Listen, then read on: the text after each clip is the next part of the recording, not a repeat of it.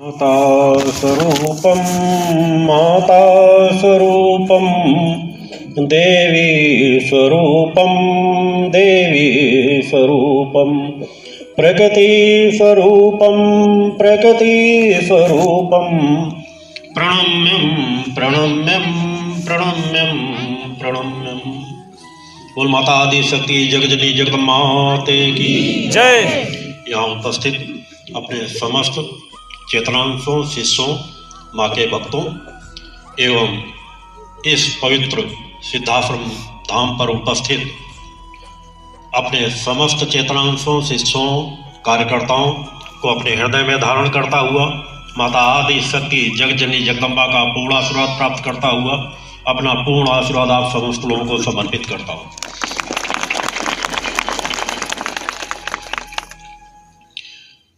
इस वर्ष की मध्य प्रदेश की कार्यकर्ता बैठक का यह दूसरा चरण है।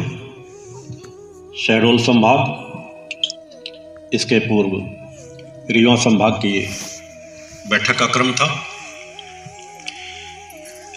इस वर्ष आप सभी लोग शारदीय नवरात्रि पर्व के आश्रम के शिविर का लाभ नहीं प्राप्त कर सके,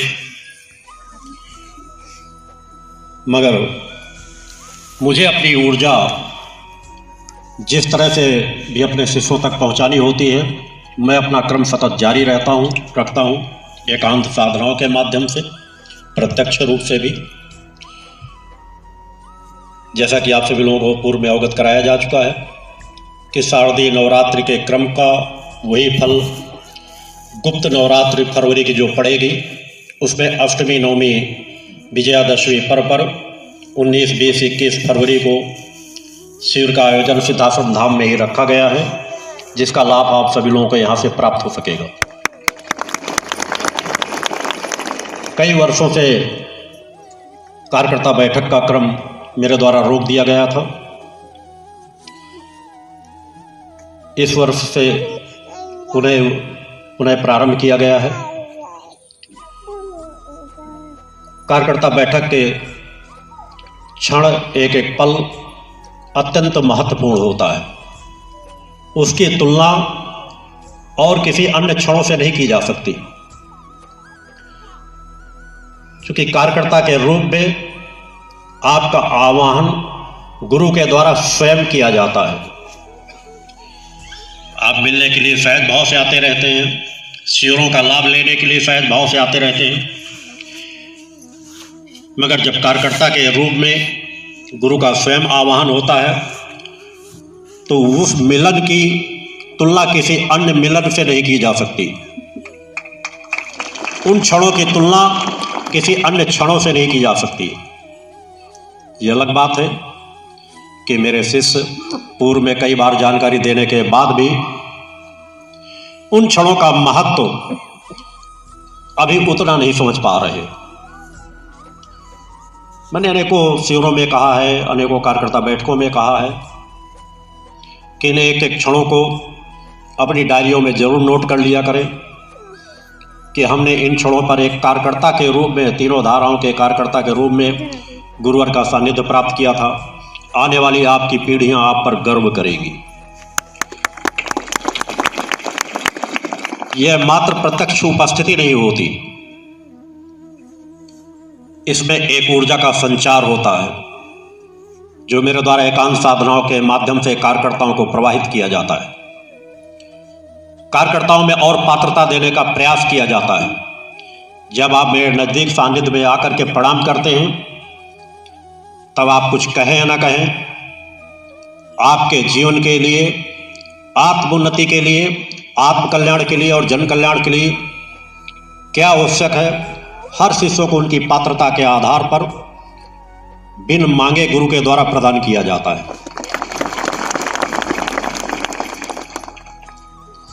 कार्यकर्ता बैठक अत्यंत महत्वपूर्ण अपने आप में होती है। यहाँ केवल जो निर्देशन दिए जाते हैं वही महत्वपूर्ण नहीं है। चेतनावान गुरु का सानिध्य अत्यंत महत्वपूर्ण होता है। आप लोगों से पूर्व में अनेकों बार चिंतनों में कार्यकर्ता बैठक में कहा गया है कि जब भी कार्यकर्ता बैठक हुआ करे अपने परिवार के बच्चों को, सदस्यों को लेकर अवश्य उपस्थित हुआ करें। शायद आप अपने बच्चों को सही दिशा में बढ़ाना ही नहीं चाहते, बाद में भी वही घर के सदस्य आकर के मिलते हैं, हमारा गुरुजी हमारा बच्चा कहने नहीं मानता, वो गलत रास्ते में जा रहा है, वो नशा कर रहा है। क्या आप नहीं चाहते कि आपका बच्चा भी समाज सेवक बने, धार्मिक बने, संस्कारवान बने, चेतनावान बने, धर्म, राष्ट्र, मानवता की सेवा का एक प्रहरी बन सके? इसके लिए माता पिता के दायित्व होते हैं, कर्तव्य होते हैं कि हम प्रयास करें अपने से अधिक अपने आगे आने वाली पीढ़ी के लिए।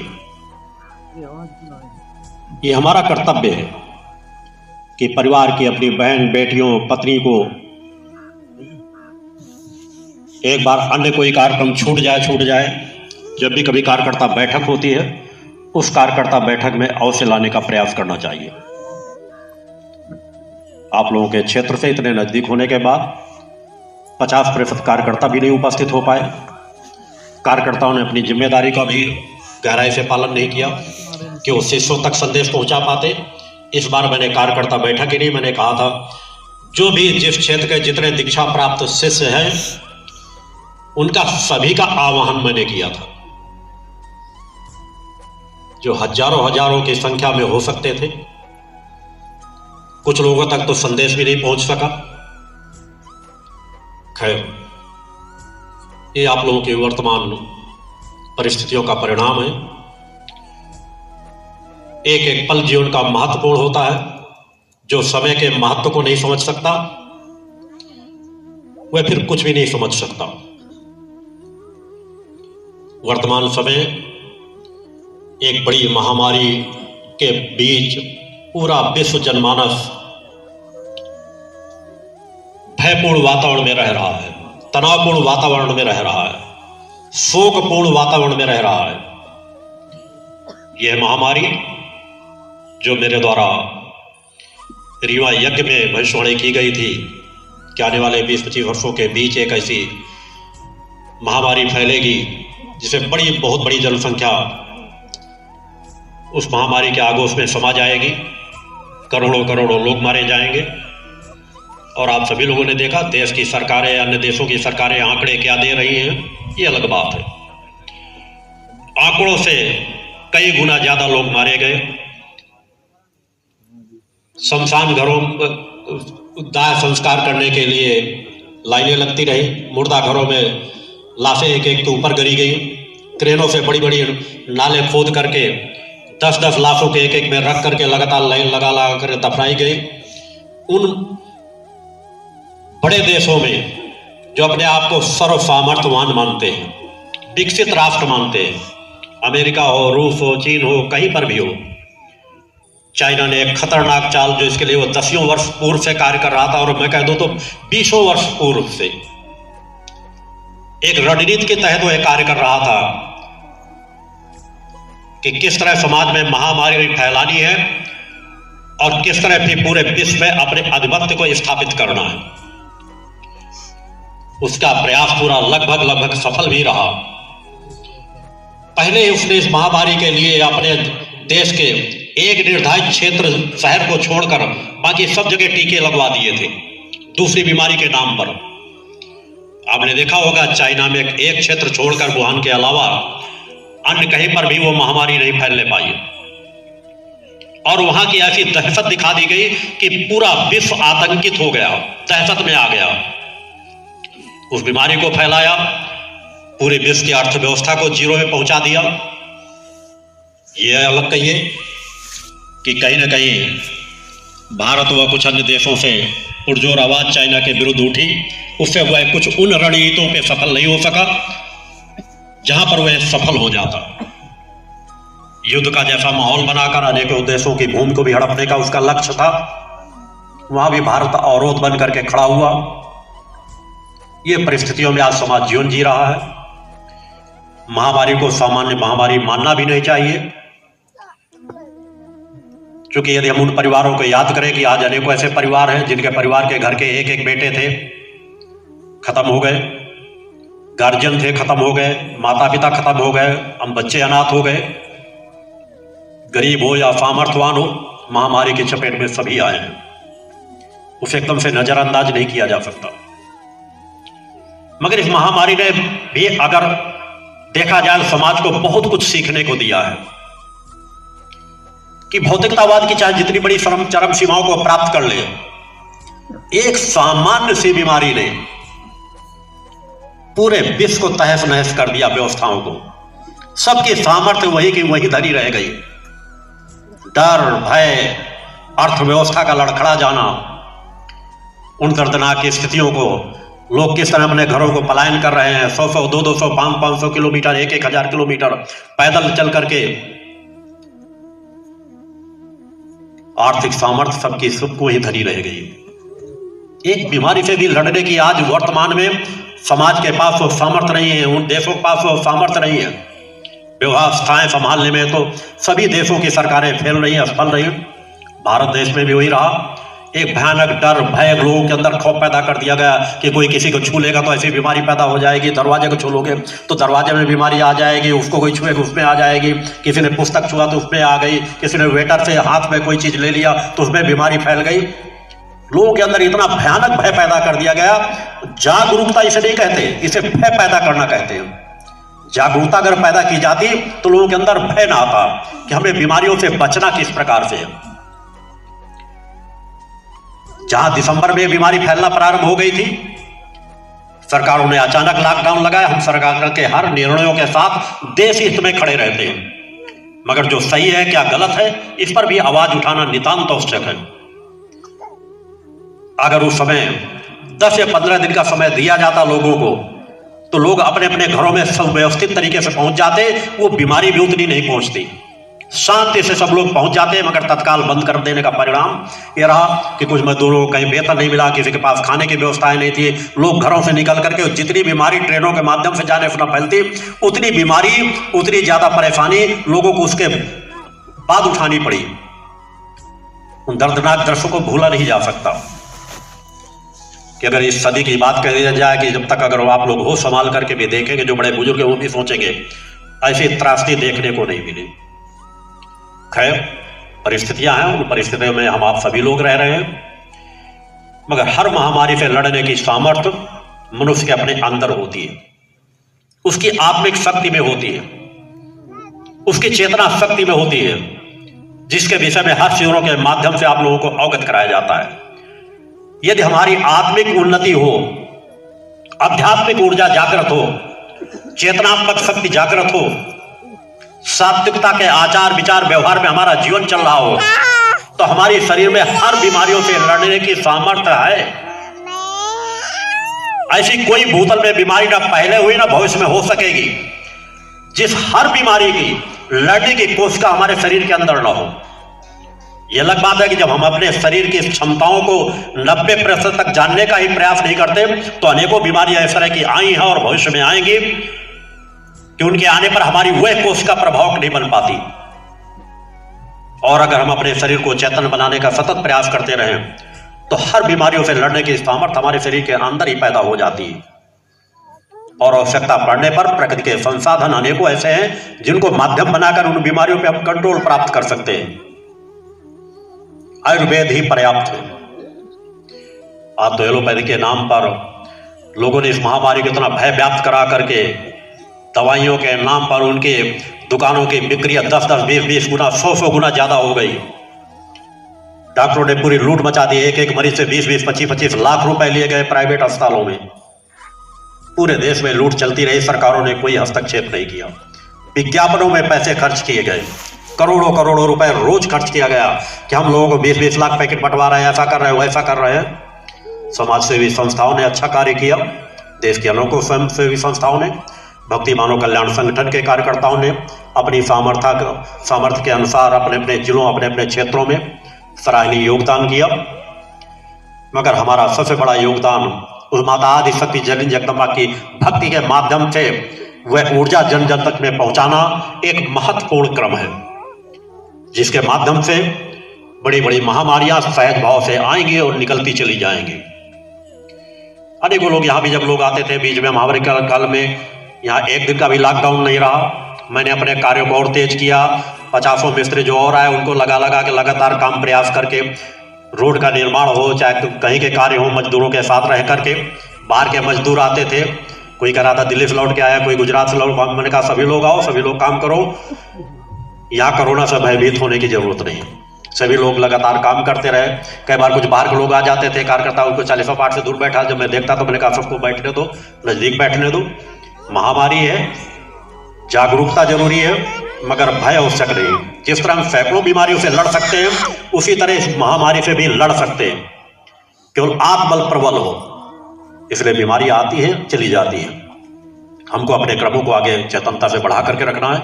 ये महामारी आप लोगों के बीच, पूरे समाज के बीच फैल चुकी है, और चाहे जितने इसके टीके आ जाएं, कुछ भी आ जाएं, महामारी बराबर हो चुकी है। सभी बीमारियों के टीके समाज में मौजूद है, मगर आज भी वो बीमारियां होती रहती हैं, किसी न किसी को किसी न किसी रूप में। तो कुछ ना कुछ एक क्रम बराबर चलता रहेगा।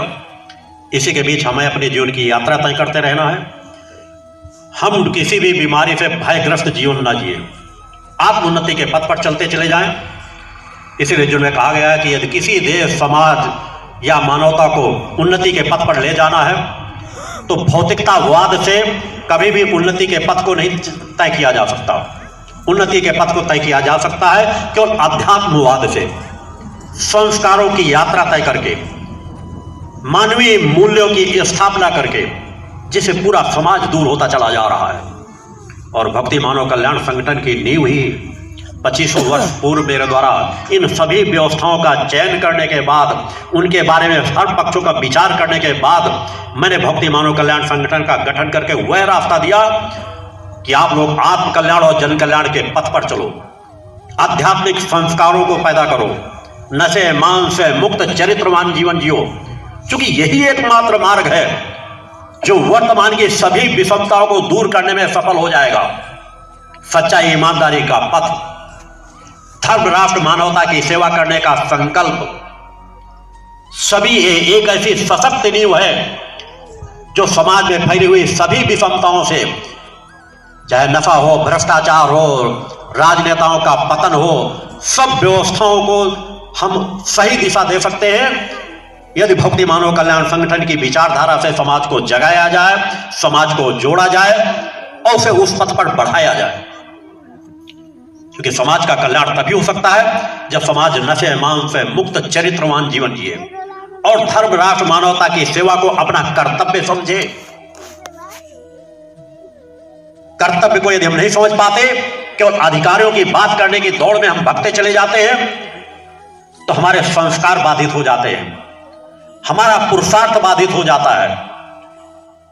इसलिए अधिकारों से अधिक कर्तव्यों पर सचेत होना चाहिए कि हमारा अपने स्वयं के प्रति क्या कर्तव्य है, अपने धर्म के प्रति क्या कर्तव्य है, मानवता की रक्षा के प्रति क्या कर्तव्य है, राष्ट्र की रक्षा के प्रति क्या कर्तव्य है, हमारा अपने परिवार के प्रति क्या कर्तव्य है, पुत्रों के प्रति क्या कर्तव्य है, समाज के क्या प्रति क्या कर्तव्य है। इन सभी बिंदुओं पर यदि हम अपने कर्तव्य का पालन करने लगे, वही सच्चा इंसान कहला सकता है, जो कर्तव्यों का पालन पूर्णता के साथ अपनी सामर्थ्य अनुसार कहीं पर भी न्यूनता न करे।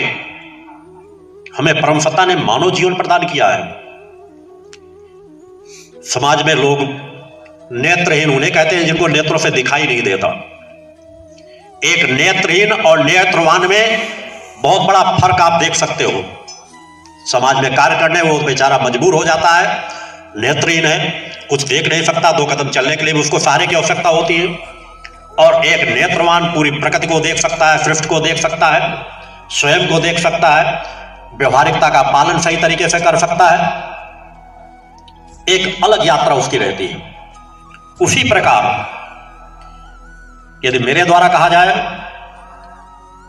कि हर वह नेत्रवान अंधा है जब तक उसने अपना लक्ष्य निर्धारित नहीं किया।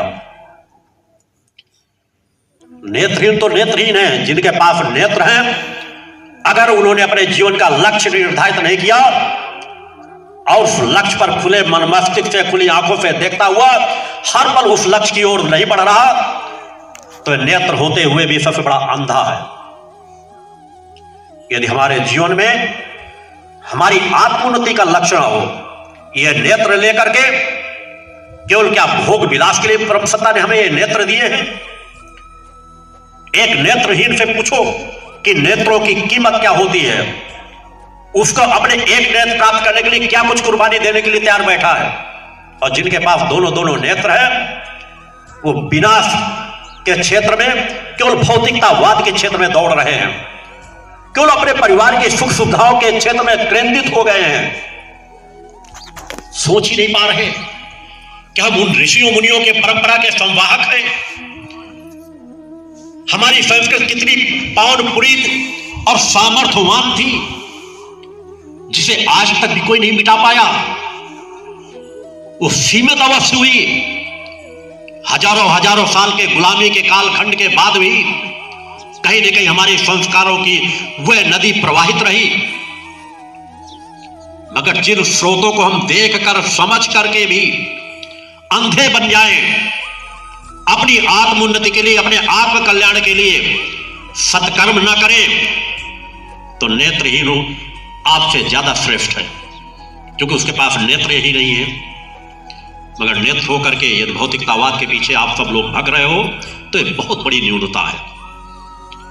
भौतिकतावाद आवश्यक है, मगर बहुत सीमित दायरे में। यदि आप संस्कारवान हो, आपके लिए पुरुषार्थी हो, परोपकारी हो, परिश्रमी हो,